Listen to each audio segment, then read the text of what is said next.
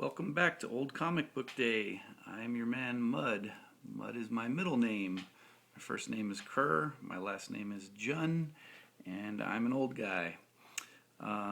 Behind this comic you see are, I'm not panning out or anything, I just don't want to move the camera, but there are about 54 short boxes, and this is a somewhat of an unboxing of one of them. What I did was I compiled all of my comic books from basically the oldest stories to the newest, and the oldest back I go really is the first issues in trade paperback form, that is, of Marvel. I don't have anything DC prior to like 1980 other than crossover classics. So what I've done is I've put together all books that I had, from the first story, to whatever would fill up the first short box, and I'm rereading my collection.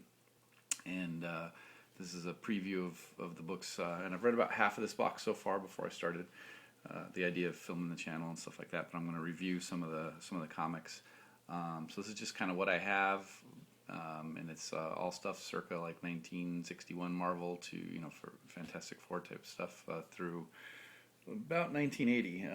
Really only had a smattering of miscellaneous items to fill up that, and it includes trade paperbacks, essentials, and a variety of things. So here is Marvel Classic Origins, and it's trade paperback collecting many of the first issues of the origin stories of the Marvel characters. Here is a True Believers #1, the Mighty Thor. Really good story there, story and art. Stan Lee and Jack Kirby, real good one. This is another one, True Believers Iron Man, and that one was just okay. It was not the greatest story, but they weren't all fantastic. Many were, most were, but they weren't all super awesome. Here is the official Marvel Index to the Avengers #1. This was a prestige format.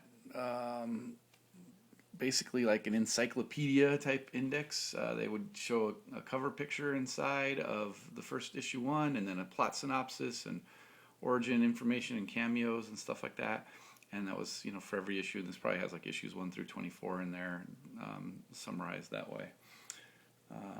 Real good. I have I didn't pack them in this box because I didn't want to reread those, but I have all of the Uncanny X-Men. There's a 7-issue run of those.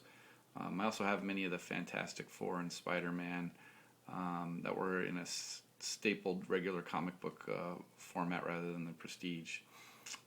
But anyway, recommend them. They're good. They're fun if you have the extra time to read just the synopsis rather than the issue, or if you don't have the means to get the issues themselves. All right, here is True Believers #1, Avengers, Captain America Lives Again. It's a reprint of Avengers #4. Good story. You can't beat these for $1. Just pick them up at your local comic shop if you see them, you like them. If they look good to you, then yeah, pick up the story. They're great. Next is some interesting stuff. These are reprints of Amazing Spider-Man that were only half the issue of an old Spider-Man with Electro in here, and then the other half would have been printed in the next issue. And they were put in local papers across the country, I'm sure. These came out of the Pasadena Star News in Pasadena, California. My mother, knew I collected, and so she just held on to a handful of them and just gave them to me when I came to visit next. And she said, "Oh, here." And so what they did, what it appears like, is they took, like here's the Enforcers. I think that's like Amazing Spider-Man 13, something like that, 14, 15, I'm not sure, but in that time frame. And they took like the first half of the issue and published it in, with an old-timey cover, maybe that's the original art. I forget, didn't look it up before doing this box, but here's the second half of that, and they did a modern cover. So they again, each little issue is printed about 10 pages each. And then it would be separated over 2 issues to get the full comic story. So again, here's another example of that Dr. Octopus story, and followed by a modern cover with the second half of the story. And these are just on newsprint. Like there's nothing special or glossy or any different, nicer paper on them. They are stapled just like a comic book, same comic book size. They're probably not worth even a penny, but because I'm not a barbarian, I did put them in bags and boards just because why the heck not? You know, only savages keep their comics outside of bags and boards. Even trade paperbacks if you can do it, like this one here. Yeah, if you don't know, many trade paperbacks will fit, in, Silver Age bag and board. So if you don't have your trade paperbacks like on a bookshelf open so you can get to them and you have them in boxes, you can go ahead and box these up for, bag and board these up for preservation as well. So I got John Romita SpiderMan Visionaries, pretty good there. And then yeah, so anyway, that's just reprint paperback. I was just traveling in Middle America, and I went to a Hastings bookstore, and they had a remainder and used comics and trade paperbacks and stuff, and so I picked that up for pretty cheap, like a $5.99 type of thing. And first Mary Jane, first Kingpin, some other good stories there, Jameson's Son and Green Goblin and Doctor Strange. Anyway, all right, next up is Avengers number 24. It's an old beat up copy, probably not worth much. I don't know. It's probably a 5 or a 6, maybe lower, maybe a 4. I don't know. Very yellowed paper. Another one, not a great comic. Stan and Jack again. But when I was a kid, and I learned that in past days there was a second team of Avengers that was like Captain America, Hawkeye, Quicksilver, and Scarlet Witch. When I was like 12, 13, 14, I'm like, wow, that must have sucked. I mean, I don't get why Stan decimated his team and put it, within 24 issues and put it down, to this. I mean, I read the synopses where there's, team squabbling and this and that and the other, and obviously Hulk left right away, but just weak team, not interesting to read. This is the end of a Kang story, and basically you come into either this second or third issue, and you're like, yeah, well, what's going on? They didn't do a good job, be giving a synopsis of the prior issue, and basically it ends because he's conquering, this planet, and he's like, well, wait a minute, Ravonna, I want her to like me, but she doesn't want me to be mean, so I better not conquer her planet. I'm going to stop being mean now. That's basically what I remember from reading this a few weeks ago. So yeah, like again, this classic stuff is wonderful, but not every single one was like super awesome and captivating. After all, Stan was writing many of these per month and drafting, plotting, scripting, etc. And anyway, it was just a blah issue. All right, I also have Marvel Essentials line. So a lot of people refer to these as the phone books because they're black and white. They're thick, like a phone book. They were inexpensive for the most part. This one is cover priced at $16.99, and these collect Tales of Suspense 39 to 72, his first solo appearances, and then they were with Captain America as well in some of the issues later when Captain America came along, and so you'd get a Tales of Suspense, and it would have half the issue be about Iron Man and half the issue be about Captain America. So they were by himself at first, and maybe featuring someone else. I forget. Sorry, I didn't do any research before opening this box and looking through things. But yeah, so Cap. Well, that might have been just a crossover between the two, but I know some of the covers later. There you go. Tales of Suspense featuring Iron Man and Captain America. So top illustrations, what's going on in the Iron Man story. Bottom illustrations, what's going on with Cap and Bucky in their story. I will say that of this Iron Man, these were very good. I'm not all the way through. I have a little bookmark in here, and I'm probably more than halfway through, but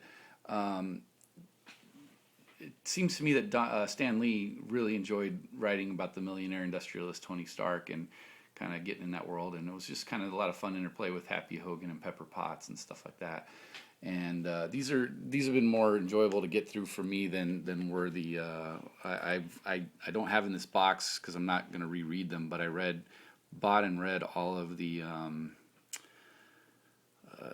Essential Fantastic Four, Essential Uncanny X-Men, and Essential Silver Surfer. The Silver Surfer was fantastic, really great stories and art in those. The Fantastic Four and the X-Men, just straight up, the X-Men weren't as good as stories, back in the day, and Fantastic Four were really good, but not as good to me as these Iron Man ones. They're just really good. They came up with good stuff for him to do. And then I also really like Don Heck. I wasn't familiar with him when I was a younger teen, but when I got this one here, most of the art in here is done by Don Heck, and really good artist for Iron Man. Really good stuff. So very enjoyable to read through that. All right.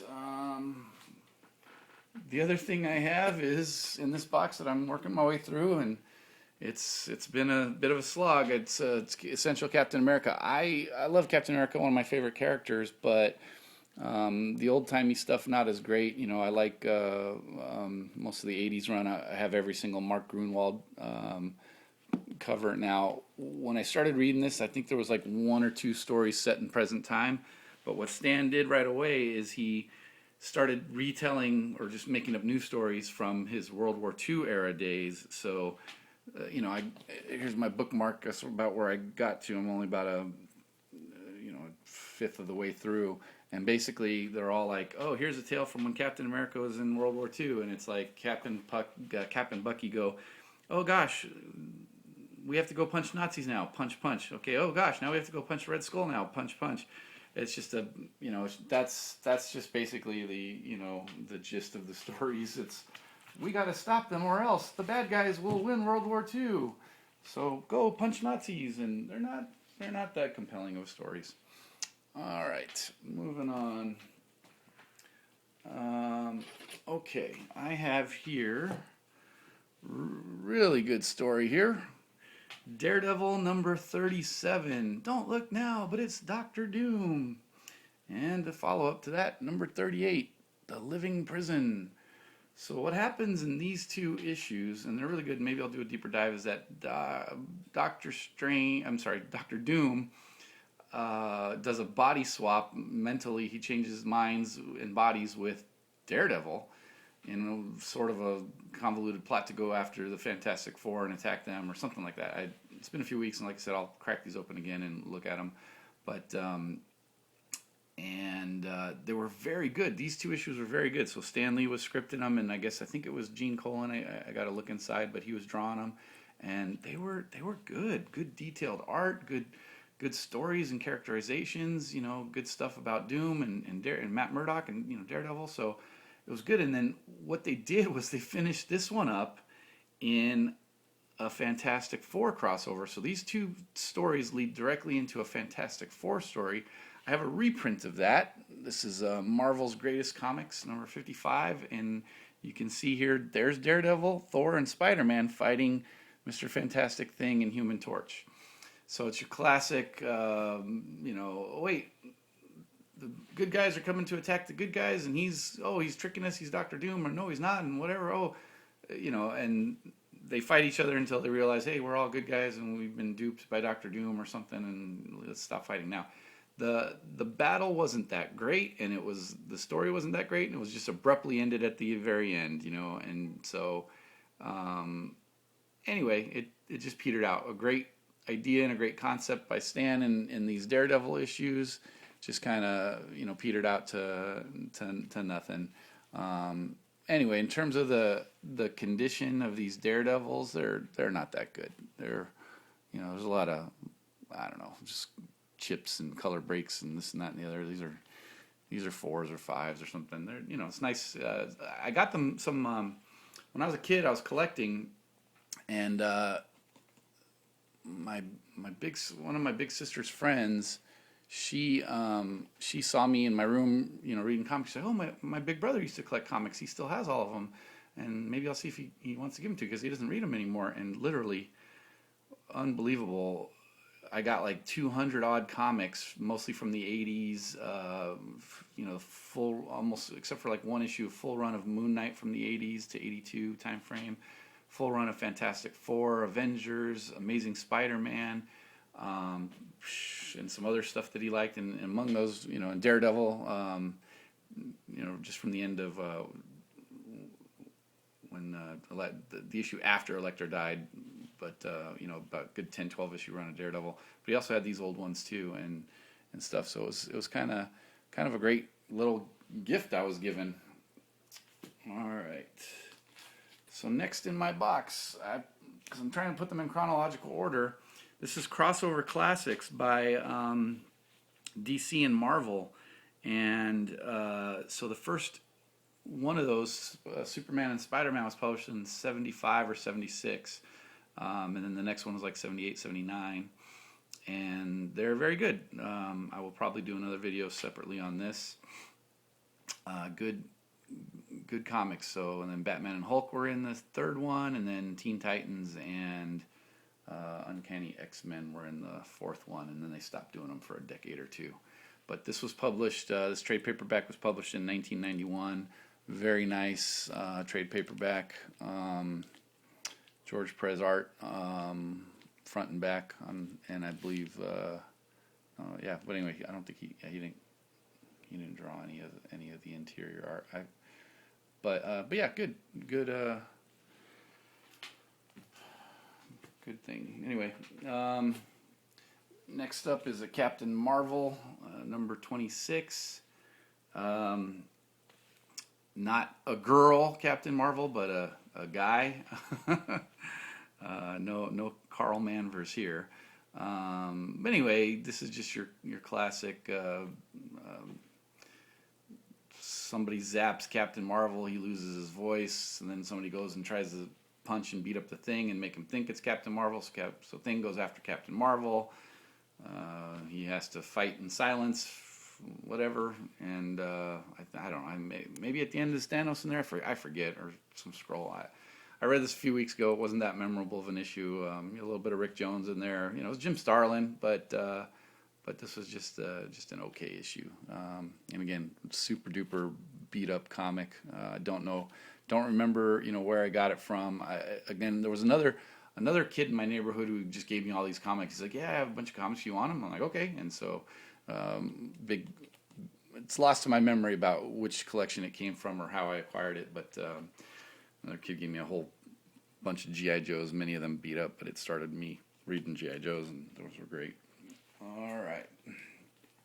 Sorry, I'm not flipping these over quicker, but here goes a reprint of Incredible Hulk 180, 181, and a little short tale, I think of another short tale at the back of this. I forget who it was, but like a bar fight with Wolverine and Hercules or something like that. Anyway, and it was a pretty good little short story. But John Byrne did the cover art on this. Love it. I think I saw it in a dollar bin somewhere. It's also pretty beat up, but I was like, hey, I'll take it. And that's my there's my ownership of the Incredible Hulk and Wolverine first appearance there. In the background, I've got my phone ringing. I figure that's probably a good time to pause the video anyway, or stop the video. So thanks for watching, and I'll continue in another video with the latter half of the box.